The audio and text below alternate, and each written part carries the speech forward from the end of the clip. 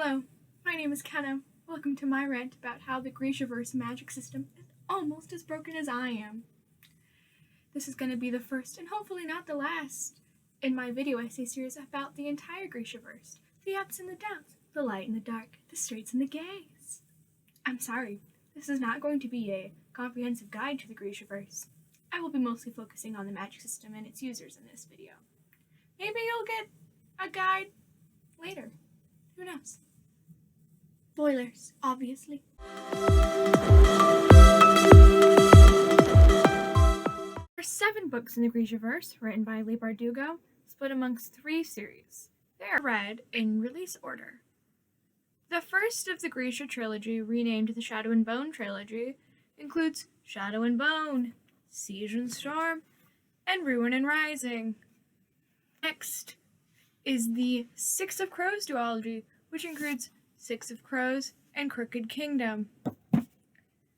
Finally, the Nikolai duology, which includes King of Scars and Rule of Wolves. You're gonna want to read Six of Crows first. And you can, I guess. But to read the Nikolai duology, you have to have read the Shadow and Bone trilogy. The Grisha trilogy follows Alina Starkov, chosen one with never-before-seen powers to combat literal darkness and some centuries-old wars. The villain of this trilogy is the Darkling, because with a name like that, of course he is.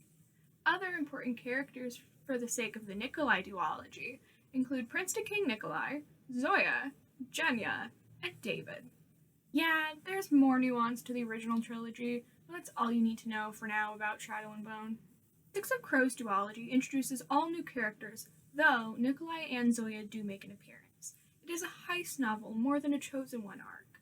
It is unlike any other young adult novel I've ever read, and it is in my top 5 favorite books.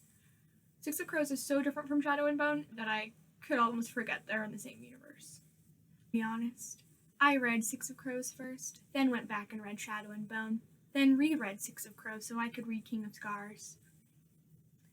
Important characters in Six of Crows for the purposes of this video are Nina and Jesper. Six of Crows is way less magic heavy than Shadow and Bone is, but yet it still manages to utterly decimate the magic system. Nikolai duology finishes the stories of Nikolai, Zoya, Genya, David, and the Darkling from the original trilogy. And it also finishes the story of Nina from Six of Crows. It serves as a conclusion to the whole Grishaverse. I had to speed read this for this assignment video, whatever, and I'm not okay. Moving on. The magic users of the Grishaverse are called Grisha. As understood at the start of Shadow and Bone, there are 3 Grisha orders. The first is the Koralki, the Order of the Living and the Dead. There are 2 basic subclasses of Koralki, Heartrenders and Healers. Heartrenders are sort of like Bloodbenders from Avatar: The Last Airbender. And then the Healers, they heal stuff. We know more Heartrenders than Healers in the books, the most important Heartrender of which is Nina from Six of Crows. The second order of Grisha are the Etherealki, or the Order of Summoners. There are 3 basic subclasses of Etherealki: Inferni, Tidemakers, and Squallers, which are fire, water, and air, respectively. Zoya from Shadow and Bone is a Squaller, and then Alina and the Darkling are special summoners we'll get to later. Have you noticed the elemental trend? To complete the set, the third order of Grisha are the Materialki, or the Order of Fabricators. While there are 2 subclasses, they are just generally referred to as fabricators. These subclasses are Durasts and Alchemy. Durasts bend and craft natural materials, while Alchemy deal with potions and poisons. Fabricators are a more passive order, but they're very useful. The most well-known Durasts are David from Shadow and Bone and Jesper from Six of Crows. A Grisha grows healthier and stronger when they use magic, even prolonging their life past that of a mere mortal, but it does deplete energy in the moment. Grisha can only manipulate matter around them. They cannot create from nothing. While you may think I have just outlined all the rules of Grisha magic, I have not, because it's a broken system, with many asterisks and exceptions. How do I know it's a broken magic system? According to Brandon Sanderson's Laws of Magic, and I'm paraphrasing here, a hard magic system is a system that clearly defines limits. Think bending in Avatar: The Last Airbender. This type of system is interesting because it's about characters using magic effectively and logically to solve problems, despite their obvious limits. A soft magic system is a system with a lack of defined limits. If you think a little bit too hard about the magic in Harry Potter, that's an example of soft magic. Without known limits, soft magic systems serve to display the world. Magic systems can be both hard and soft, because it's a spectrum. The Grishaverse starts as a hard magic system, but with every book Leigh writes, it gets softer. Hardly any of our main Grisha characters fall into the basic spectrum, or they don't stay that way long.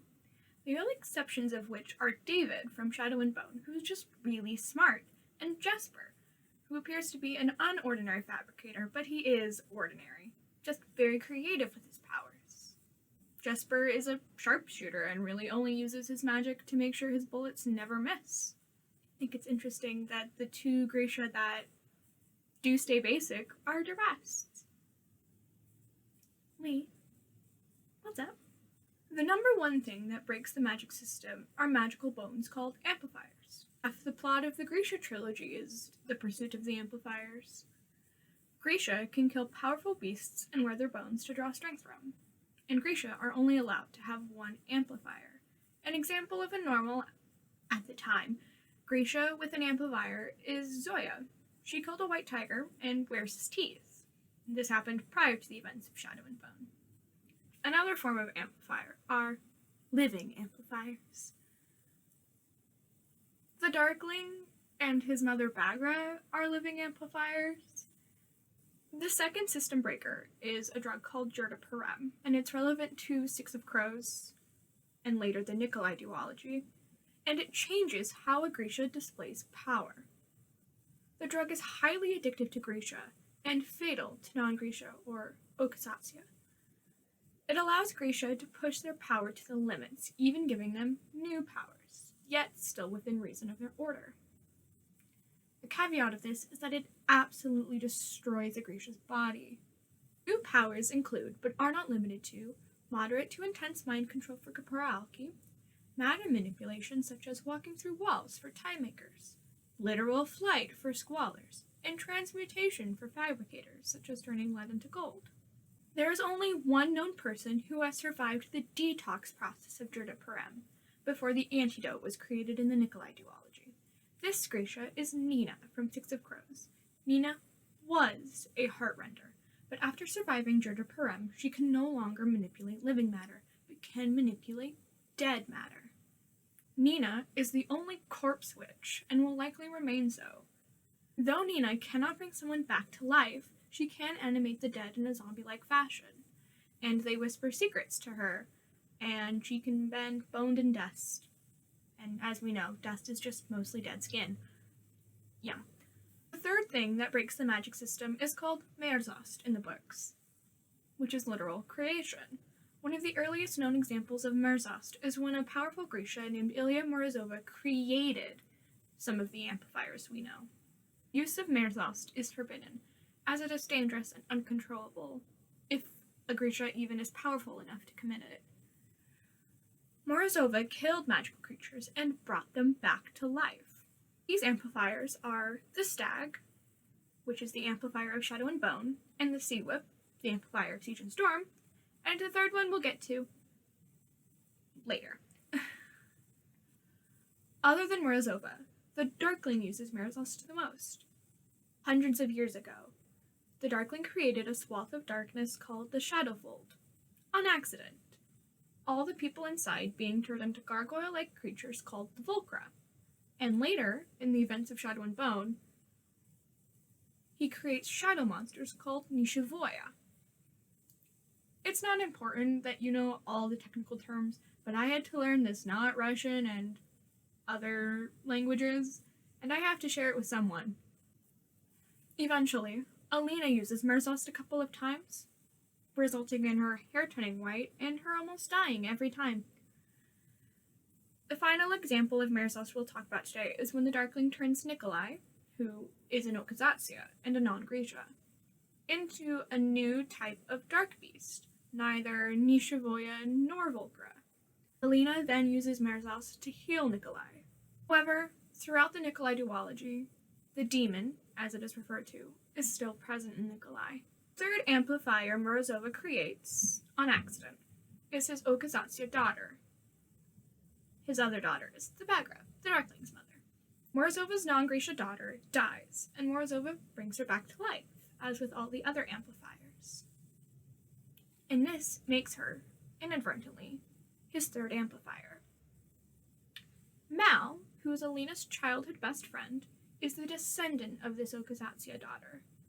Mal isn't Grisha per se, but he is magical. Being an amplifier, Mal uses his connection to the world to track game, which is utilized in the Grisha trilogy. In her quest for more power and to defeat the Darkling, Alina kills Mal. Don't worry, a Heartrender and a healer are able to bring him back to life. But instead of gaining power, she loses all her powers, which accidentally utilizes Merzost and creates a bunch of sun summoners out of the nearby Okazatsia. I'd like to point out that Mal breaks the magic system in a similar way Nikolai does. Mal is an amplifier who, unfortunately, is still alive, and Nikolai has a second soul that is a demon. Neither are Grisha, both are magical. The fourth thing that breaks the magic system is how many exceptions to the Grisha orders there are. There's a third rare Corporalki class, Tailor. They can heal, but they can also modify a person, often using chemicals. Bardugo is very clear to describe tailors as Corporalki, but their use of chemicals and materials in their work makes them seem like a mix of Corporalki and Fabricator, specifically Alchemy. In Shadow and Bone, Genya is the first known tailor. Eventually, tailoring is taught to all Corporalki to some degree. On Jurda Parem, Nina is able to tailor someone very drastically and near permanently. Genya manages to return them to their original features, but it takes lots of time, whereas Nina was able to do it near instantly. Tailoring plays a critical role for Nina later in the Nikolai duology, where she is a spy in a foreign country and tailored to look like a native, as she is a very recognizable Grisha. In the Etherealki order, there are rare subclasses of summoners, such as the Shadow Summoner, which is what the Darkling and his mother Bagra are, and the Sun Summoner, which is what Alina is. They summon darkness and light, respectively. The final wrench in the wheels of the magic system is Zoya. Fun fact, Zoya is the only character to show up in every major work of the Grishaverse. Zoya is a Squaller, an Airbender. She was powerful already, but with her Tiger amplifier, she is the #1 Squaller even as early as Shadow and Bone. Between the events of Shadow and Bone and Rule of Wolves, the first and last books of the Grishaverse, passes about 4 years. Throughout this time, Zoya gains the moniker Storm Witch and eventually becomes a living saint like Alina was. Alina later faked her death. Saints are sort of like gods in the Grishaverse, and each culture has different saints. It is discovered that saints are just really powerful Grisha of old that defy the established orders or are very creative with their power. In King of Scars, Zoya and Nikolai meet 3 saints who were thought dead, jailed in the center of the Shadowvold. One is evil and in love with the Darkling. She has a penchant for bees, but's a fabricator. Another, he's just kind of there, but he's a fabricator who got turned into a bear. The third saint is Saint Juris. He is an Etherealki and a summoner, and it doesn't get any more specific than that for a reason. Long ago, he had slain an ancient dragon, but instead of stealing his bones to be used as an amplifier, Juris and the dragon became one. And Juris gains the ability to shapeshift into a dragon at will. The dragon teaches Juris that there is not a line between the subclasses of an order, or even between orders. Juris passes this knowledge on to Zoya, who shows an aptitude for other summoning skills, and even as a fabricator. Zoya became the freaking Avatar. Shenanigans happen, and Zoya has to kill Juris. He sacrifices himself to her. And then she gets the dragon spirit as well as Juris' spirit. You could call this Zoya's avatar state. In Rule of Wolves, Zoya is obviously struggling to adapt to her new power-up. Being one with a dragon, she can slip into people's heads, an unseen power to this point, even with Grishaverse, and she can share memories with the dragon and with Juris. Eventually, Zoya learns how to shapeshift as well, earning the moniker Dragon Queen. An aside, I kind of wonder if Zoya can use more Merzost. I doubt she will, though, because she's very good about Grisha, but I'm curious. So you can see, every rule ever made is broken. Sometimes new rules are made, and then those are broken as well. Rule number 1. There are Grisha orders. No. See Zoya and Genya, who defy those boundaries. Rule number 2. Powers are clearly defined. Think again. See Grishaverse, Taylors, Saints, and Nina. Number 3. Grisha cannot create. Nope. Through Merzost, Alina the Darkling and Marazova are all able to create some. Rule number 4.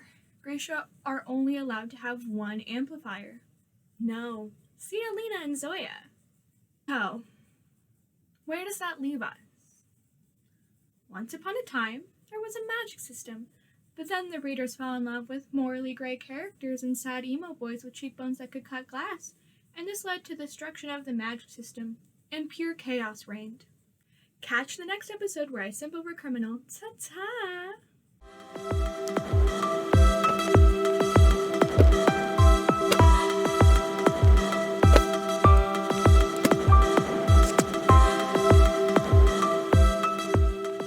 Did you notice all the background changes and set changes and all the different angles?